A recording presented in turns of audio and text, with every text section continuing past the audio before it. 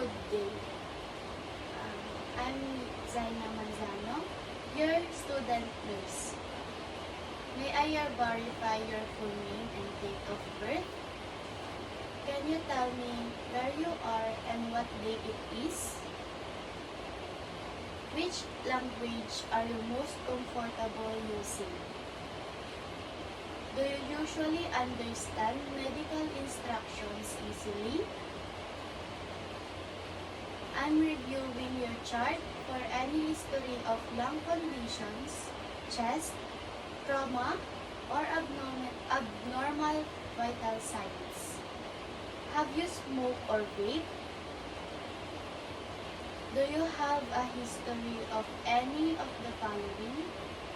A persistent cough, chest pain, sputum, shortness of breath, a hoarse voice, or difficulty breathing while lying flat or during activity? Do you often get bronchitis or pneumonia?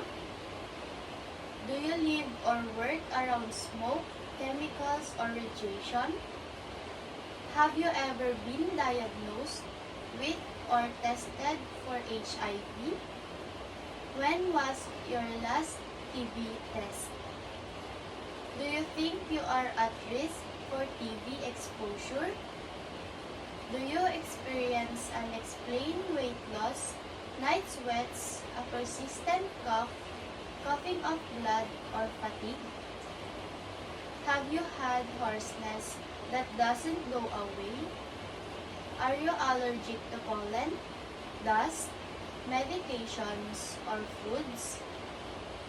Have you ever had severe allergic reaction? Does anyone in your family have an asthma, bronchitis, emphysema, cancer, or TB? Have you had a chest exam before? Do you know your risk for lung problems? How do you feel about today's procedure? I'll be inspecting, palpating, and listening to your chest. Let me know if anything feels uncomfortable. But before we begin,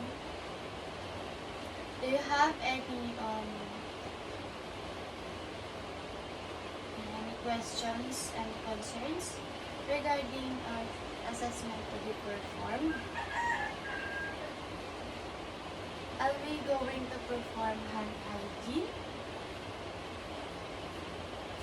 I'm going to gather my stethoscope, the closing curtains. I'm now inspecting your posterior thorax. I'm now exposing your back to begin the assessment. I'll keep the front of your body covered to maintain privacy. I'm inspecting the shape and symmetry of your thorax. The spine should be mid-line. Use both hands to palpate along spine, scapula, and lateral areas. Avoid tender spots. Now, I'm gently palpating your back to assess tenderness or abnormalities.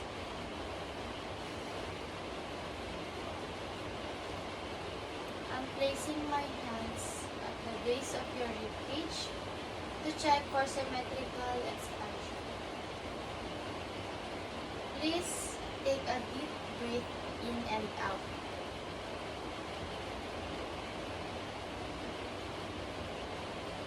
Now, I'll listen to your breath sounds using my step. Please breathe in and out.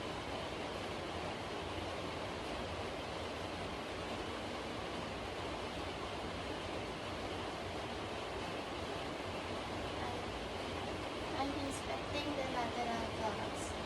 Please raise your arm.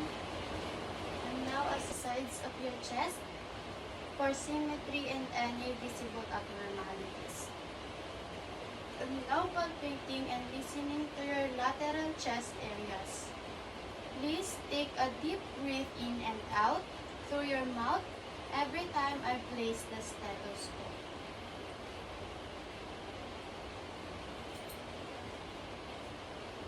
I'm now inspecting for the anterior thorax. I'm observing the front of your chest while breathing to check for signs for respiratory activity. I'm checking the costal angle beneath the sternum and observing the symmetry of your chest movement. I'm palpating the front of your chest now. Please tell me if you feel any tenderness or discomfort. I'm placing my hands on your lower ribs to assess for equal chest expansion.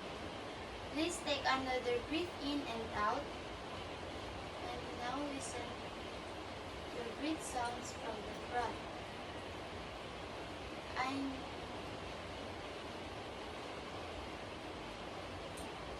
breathe in and out deeply through your mouth as I move my stethoscope. I'm cleaning now my stethoscope. I'll help you get comfortable.